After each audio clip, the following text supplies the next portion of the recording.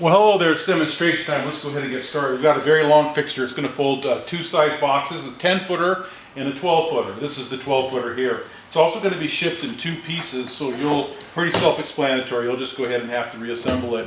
And the purpose here is to just go ahead and get it in the fixture, bring up the two sides and hold it in place for you.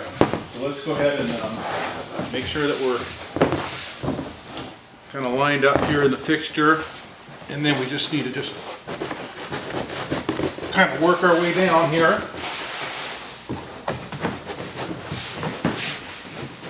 Longer box, you got to kind of work it through.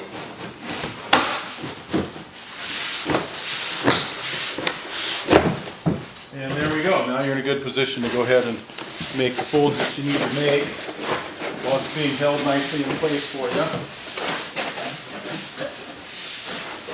And I think you got the idea. Thank you very much.